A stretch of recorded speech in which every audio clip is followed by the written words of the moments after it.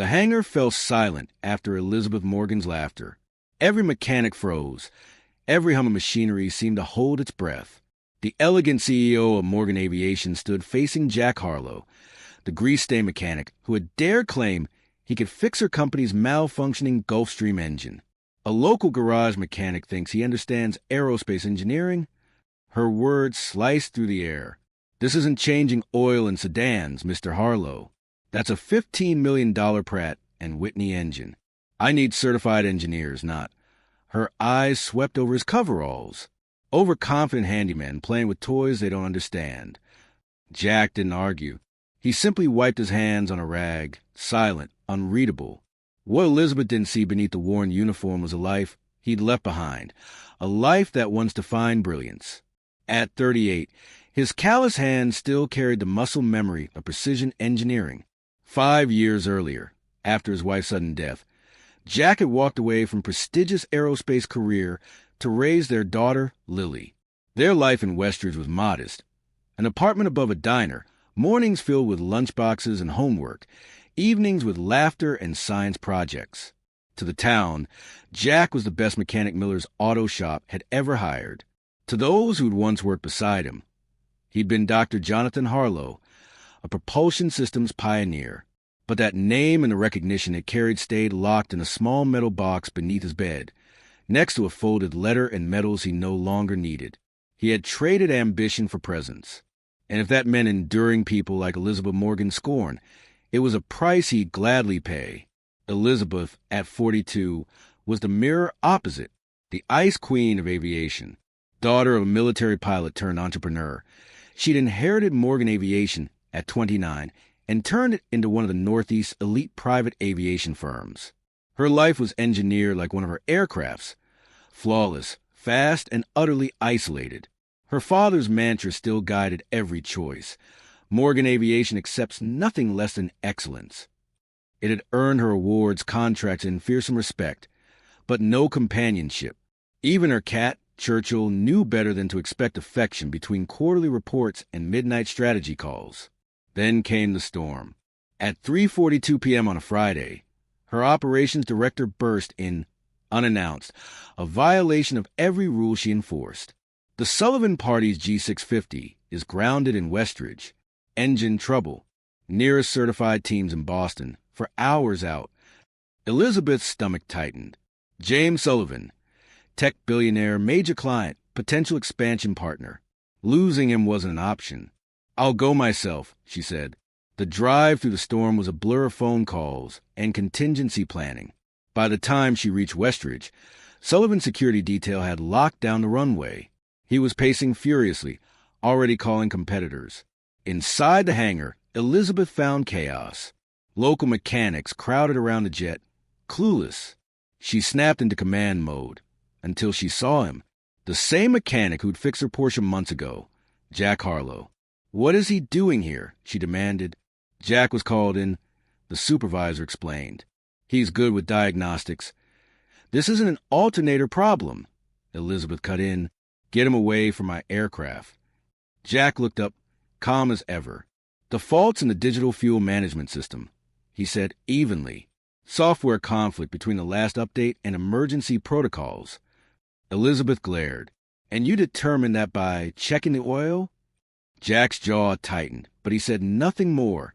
Within minutes, her tablet confirmed his diagnosis exactly. She bit back her frustration. Lucky guess, she told herself. But as Sullivan stormed into the hangar, demanding answers and threatening to pull his business within the hour, Elizabeth found herself out of options. Her certified team was grounded. Time was gone. She turned to Jack.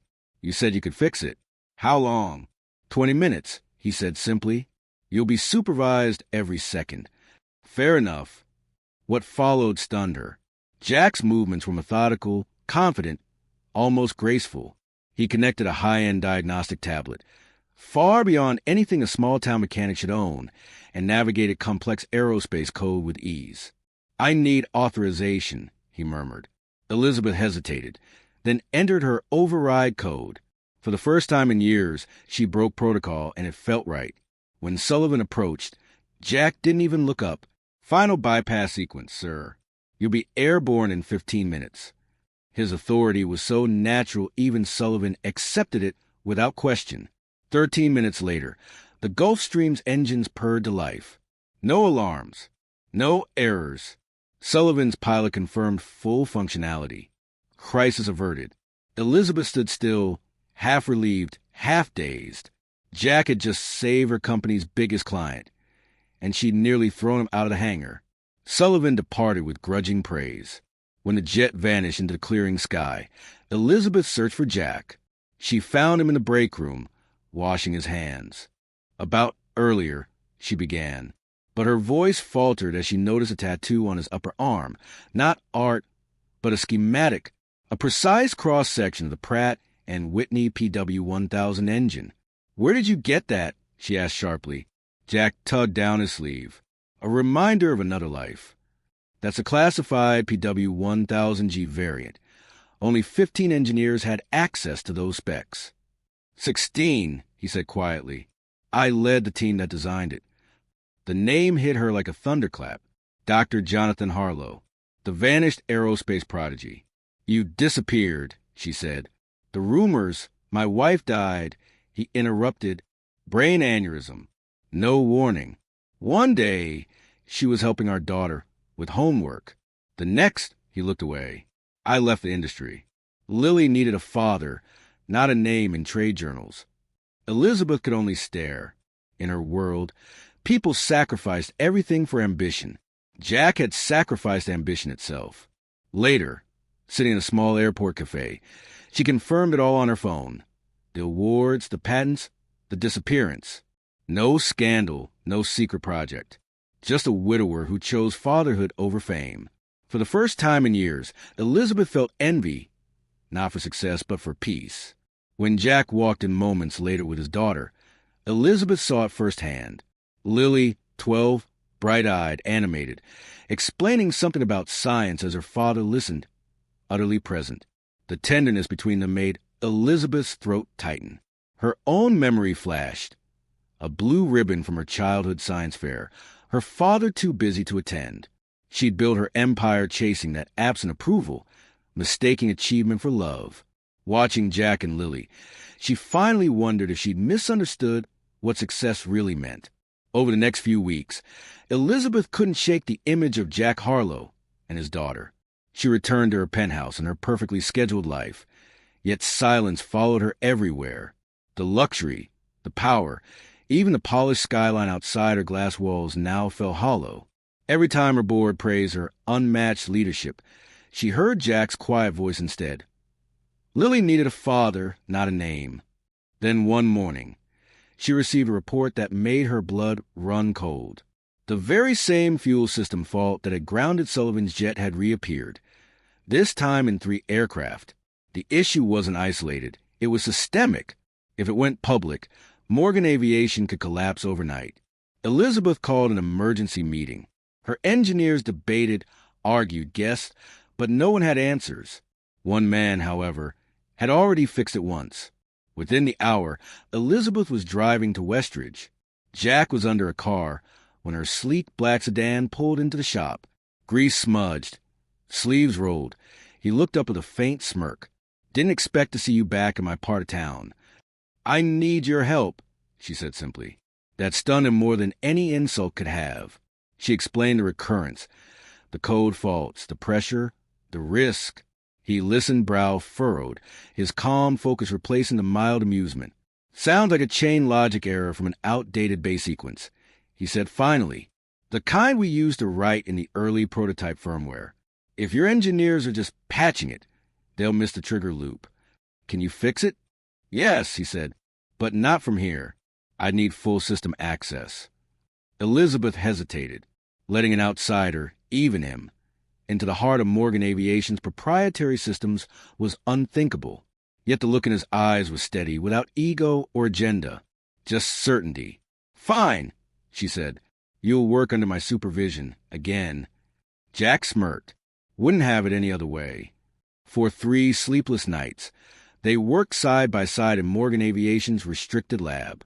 Elizabeth watched in disbelief as mechanic became something else. Every keystroke sharp, every diagram flawless, explaining complex propulsion equations in a way even her senior engineers struggled to match.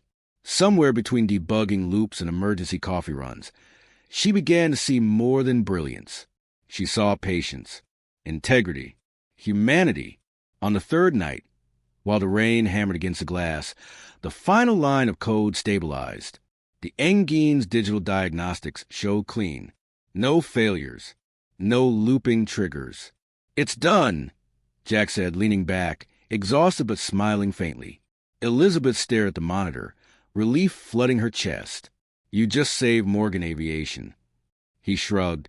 "I just fixed a system I helped design." She laughed softly, something no one at the company had ever heard from her. "You're impossible. Occupational hazard." But the laughter faded into silence, a comfortable, unspoken kind. "Why come back?" he asked suddenly. "You could have blamed someone else, covered it up. CEOs do it all the time." Elizabeth looked at him, caught off guard. "Because for the first time in years, I didn't want to be the kind of person who hide behind titles." Jack's expression softened. "Then maybe you're finally flying for the right reason." 2 weeks later, Morgan Aviation announced a new division, Harlow Systems, a collaboration focused on sustainable engine innovation. The board was stunned. Reporters speculated. But Elizabeth didn't care. She had offered Jack a partnership, not out of pity or ambition, but respect. He accepted only on one condition, that his name appear not as Dr. Jonathan Harlow, but simply Jack Harlow, lead engineer. "I'm not coming back to the world I left," he said, "but I'll help build a better one." Together, they did. Their designs improved efficiency by 30%, earning global recognition. Yet behind the headlines was a quieter story. One of two people who had built walls around their hearts and accidentally found cracks in each other's. One evening, after a successful flight test, they found themselves alone on the tarmac. The sunset washed the sky in amber and gold, the aircraft glinting like glass and fire. "You ever miss it?" Elizabeth asked. "The fame, the spotlight?" Jack smiled faintly. "No, I miss moments like this, when something works not because it should, but because people believe enough to make it." She looked at him for a long moment. "You know, I used to think power meant control, but it's actually trust, isn't it?" Jack nodded. "The hardest kind." Lily ran across the runway then, waving a clipboard. "Dad, we passed a noise test." Jack crouched, catching her in his arms. Elizabeth watched, smiling, a genuine, quiet smile she hadn't felt in years. "Come celebrate with us," Jack offered. "Lily insists on pizza after every success." "Pizza?" Elizabeth raised a brow. "My dietitian would faint." "She'll live," he said. That night, they sat in a small pizzeria, laughter echoing between bites and spilled soda. Elizabeth found herself talking, not about business, but childhood mistakes, music. She realized she hadn't been Elizabeth Morgan, CEO, for hours. Just Elizabeth. When they stepped outside, she looked at Jack and said softly, "Thank you for reminding me what life feels like." He looked back, eyes warm but steady. "Then you remind me what purpose feels like." "Seems fair." Months passed.